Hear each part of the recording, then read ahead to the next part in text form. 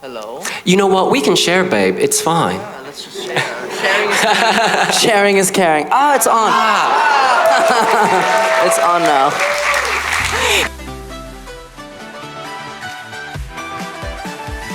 He perseveres. So, JJ, what was it like finally taking the Eurovision stage for rehearsals? It was so fun. Being on the big stage for the first time was so crazy, and having everything, set up for how it will be during the shows. So that was so fun to see. And your fans may recognize a small paper boat. Mm-hmm. What does that symbolize? Yeah, I see 4 paper boats over there. So hi, you guys. That's amazing. Because my song is about a personal experience of, wasted and unreciprocated love. I had too much love to put out there. And the person that we wrote the song about liked to make origami for me. And the paper boat was a big thing as well. And that fits so well with the lyrics and the water elements. That's why we took the paper boat. Do you still have paper boats from this person? Yeah, I still do somewhere. Because, it's really hard, to let go of something that's been a huge part of your life for a long time. So, yeah, but I've moved on from that situation, so I'm doing okay, guys. Don't be worried or something. And in the stage show, we see a lighthouse. What does that represent? The lighthouse is basically the symbol of hope, that it shows you the way to go. There's always a light at the end of the tunnel, so no matter what situation you're going through, you can always find your way to the right place. Yeah. And your staging is black and white, very cinematic. How did you arrive at that decision? Our staging director, Sergio Jaén, after he heard the song for the first time, he was like, okay, I see a boat, I see a lighthouse, I see a storm, I see this and that. And he said he envisioned it completely in black and white after also watching the music video and hearing my story. He was like, it makes it more emotional, it makes it more, where people can feel the drama and what I've been going through. And in the music video, you are battling the elements. There is a storm. Yeah. Are we going to see similar drama on stage? Oh, that's a great question. I am so sorry, guys. I can't tell you anything. I'm literally gonna... Yeah, everyone's like, boo! Fuck Austria. No, but... but I'm really, everyone's gonna, chop my head off. Sergio's already very angry that I've been spilling so many stuff. But if you've watched the music video, then you will see most of the similarities on the staging too. So if you think further ahead, then you'll know what I mean. Okay. It's just a little riddle. A round of applause. Why not? Thank you. Why not? Now, you are, of course, used to performing in massive opera houses, big, beautiful buildings. How is that different from the Eurovision stage? I would say the acoustics are very different. So an opera house is mainly built for great acoustics without technology, so without microphones, without having speakers. So they kind of have a dome type of build so that the sound comes back and travels through the entire building. And yeah, so it was a big change for me trying to get used to having in-ears, because I'm only used to singing acoustically, so I only listen to the instruments that are in front of me. So that's a big difference, that the acoustic sound with the electronic and mechanical sounds. And I'm hoping we can shout out to a fellow Austrian Eurovision singer, Taya. Who the hell is Edgar? Yes, she's here. Yeah. Yes. Po po po po po po po po po po po po po po po Edgar Allan Poe. That is beautiful. Yeah, she's here. She's been with me this entire journey. She wrote the song, and she is a big part of my life. We've been friends for 4 years already, so we've known each other really long. And she's also my manager, creative director. She does everything for me. And I'm so glad that I have her with me, and also my social media manager, Felicia, who's also here somewhere. Because without them, I wouldn't have had, this much, resonance at once. And everyone's been so nice. So thank you to all of you guys, and thank you to my team for everything and for making my dream come true. This is literally crazy. I don't want to start crying because it's like, who cries at 12? That's so embarrassing. Like, I just cry myself to sleep. No, I'm kidding. Yeah.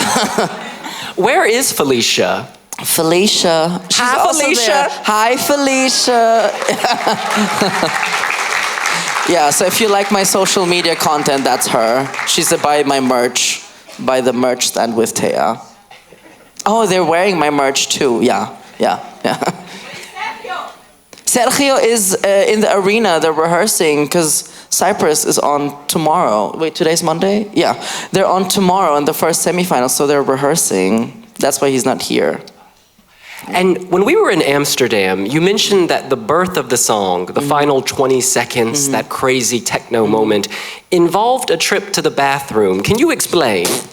Yeah, so our producer, Thomas, was like, because we wanted to switch up in the song, but we weren't sure what type of switch up we wanted.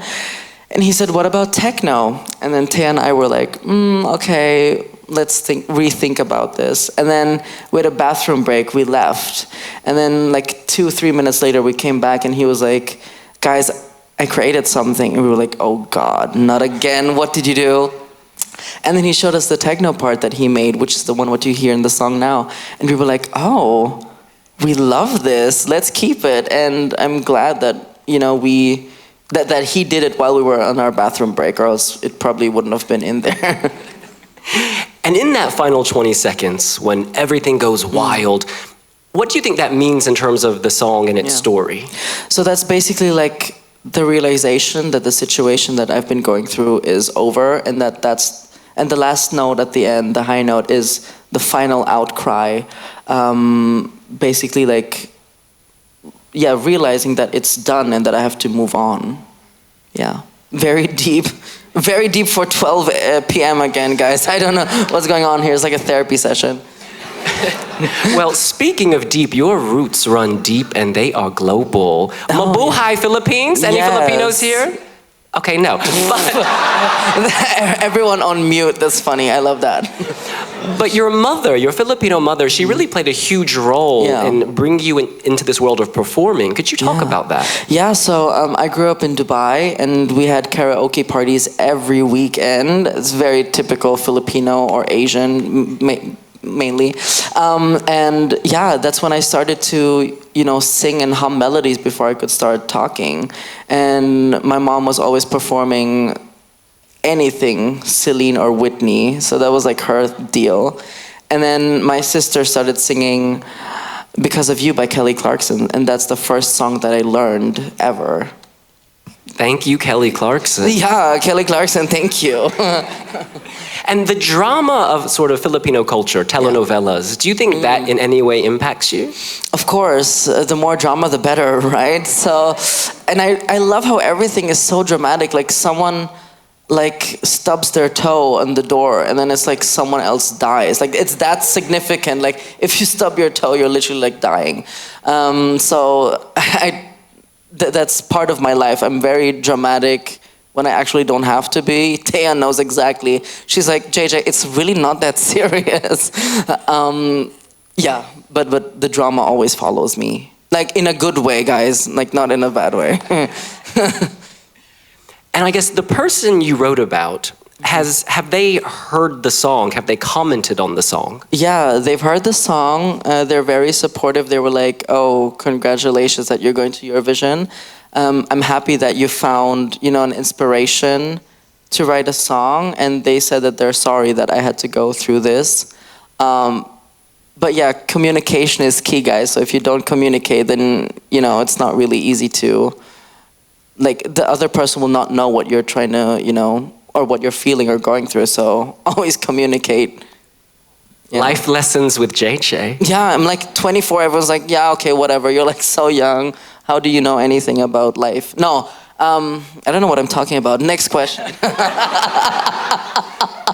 We have loved following your social media journey. Thank you. During Eurovision. Who are your Eurovision besties? Ooh, yeah, my Eurovision besties. If you guys watched some of our live streams, it's definitely the beauty blender. So it would be Miriana, Kyle, Sissal. Luan is also part of the group. Obsessed with her. Yeah. Do you ever have to unsend messages? No, I never unsend messages. Like they're so messy like me, so we just type anything. We're like, okay, we understand what you mean. And we actually hung out yesterday after the parade and the party, and we were just, talking about life and how it feels, to be going through something big in our lives, and it's so fun to have people to talk about, similar situations. And all these people have been talking about you, so let's open up the floor to questions. Yes. We're gonna grab the mic. Like, no questions. Thank you, guys. We're actually gonna start with someone with the Austrian flag on the front row, right here. Simon is coming to you. Number 8, thank you. Thank you. Hi, JJ. Hello. I've got a silly question. Okay. Who won Uno yesterday? Oh my God, so, yeah, because Sissel posted it. I was like, how did you know that we played Uno? Luan won the first round of Uno, and then we were like, okay, we don't want to play anymore. Because we were like, whoever wins this round wins Eurovision, and then she won, we were like, okay, never mind. Next question, front row, hearts. Can you sing a part of your song, please? Yeah. I can do the first part or a bit of the chorus. Okay, I'll just sing the end of the first verse and a part of the first chorus. I'm drowning in my feelings. How do you not see that? No, you go.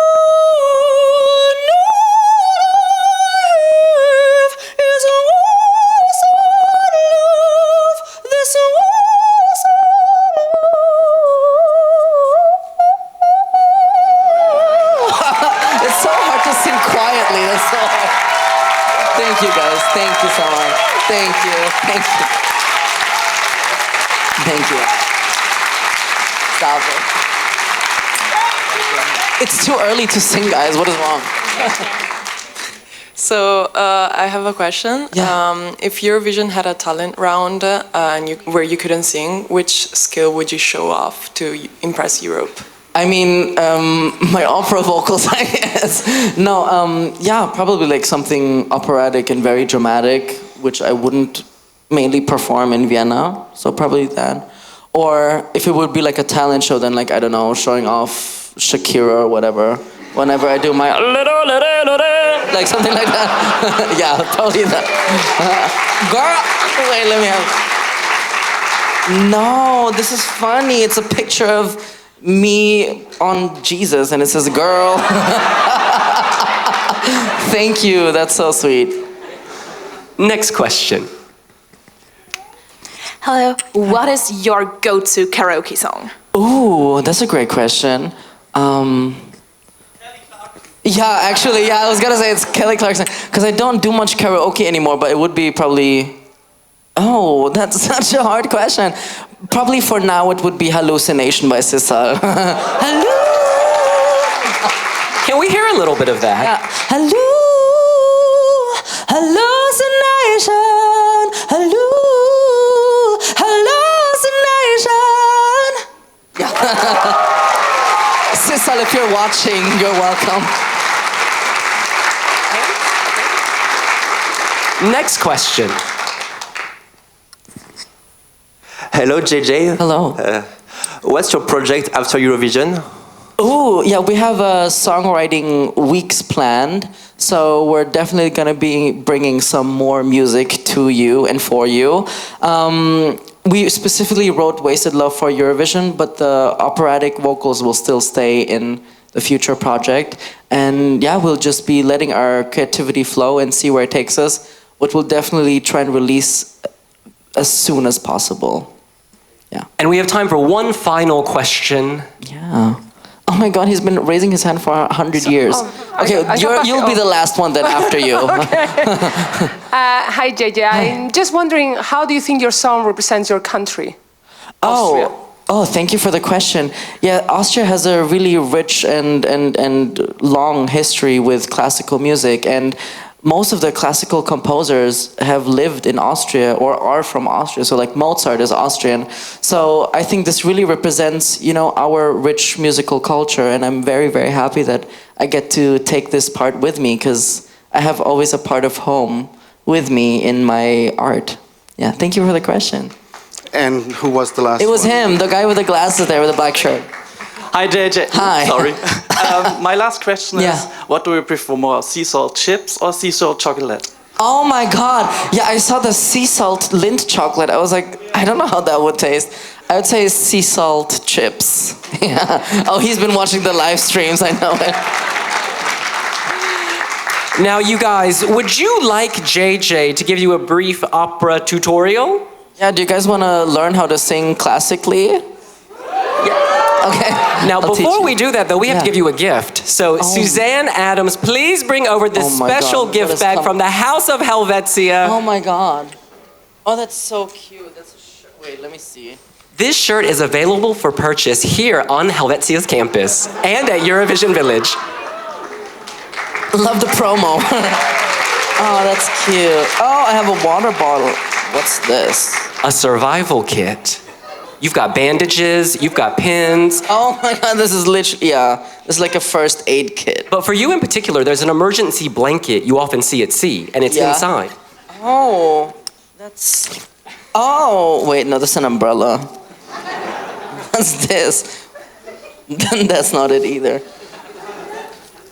Oh, it's just an umbrella. You gotta stay dry in the sea storm. You're on a boat. That's what you mean. I thought you meant like an actual... Oh, there is. It's folded very tight. You won't be able to... Real tight. Okay, I'll just open it later.